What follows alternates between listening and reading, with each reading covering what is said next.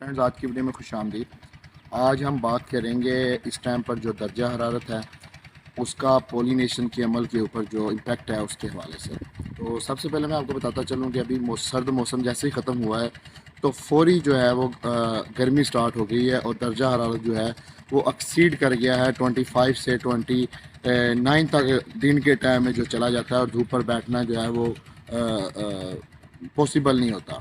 تو اس ٹائم آپ پر جو گندم میں پولینیشن کا عمل ہے وہ چل رہا ہے۔ تو جب درجہ حرارت بڑھ جاتا ہے ہوتا یہ ہے کہ جو پولنز ہوتے ہیں یہ بڑے حساس ہوتے ہیں، اور اگر یہ ایکسیڈ کر جائے 30 یا 35 تک پہنچ جائے ٹیمپریچر، تو جو پولینیشن کا عمل ہے یہ کافی حد تک جو ہے وہ متاثر ہو جاتا ہے اور آپ کی جو فی ایکڑ پیداوار ہے وہ کم ہو جاتی ہے۔ تو آپ نے کوشش یہ کرنی ہے اس ٹائم کے اوپر کہ آپ نے اپنی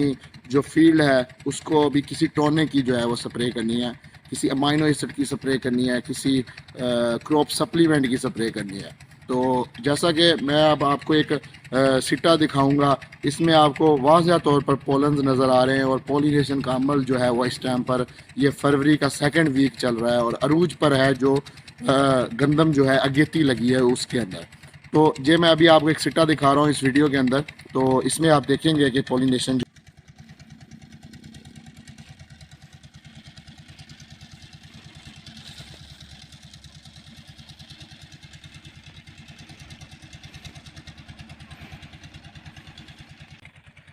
جیسا کہ ابھی آپ نے ایک سٹا دیکھا ہے، اس کے اندر جو پولن موجود ہیں، تو اس ٹائم پر پولینیشن کا جو عمل ہے وہ بڑے عروج پر پہنچا ہوا ہے۔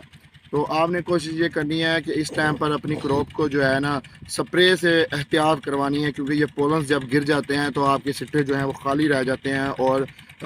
فصل کی جو فی ایکڑ پیداوار ہے وہ کم ہو جاتی ہے۔ تو دوسرے نمبر پر جو پچھیتی کاشت ہے اس کے حوالے سے میں اگر بتاتا چلوں کہ وہاں پر ابھی سٹے نکلنے کا عمل شروع نہیں ہوا اور ٹیمپریچر جو ہے وہ ایکسیڈ کر رہا ہے۔ قدرت کا نظام ہے اور اللہ تعالیٰ کو بہتر پتہ ہے کیا کرنا کیا نہیں۔ ہمارے جو نظریہ ہے اس کے حوالے سے جو ٹیمپریچر ہے وہ ایکسیڈ کرے تو پولنز کے لیے جو ہے وہ خطرناک ثابت ہو سکتا ہے۔ تو آپ اس سٹیج کے اندر اپنی کراپ کو کراپ سپلیمنٹ کا سپرے کر کے، جیسے ایک نیا سویرا کا پروڈکٹ ہے کونٹس، وہ ہو گیا، کچھ دوسری کمپنیز کے پروڈکٹ ہیں وہ کراپ سپلیمنٹ کے نام سے، وہ آپ کر کے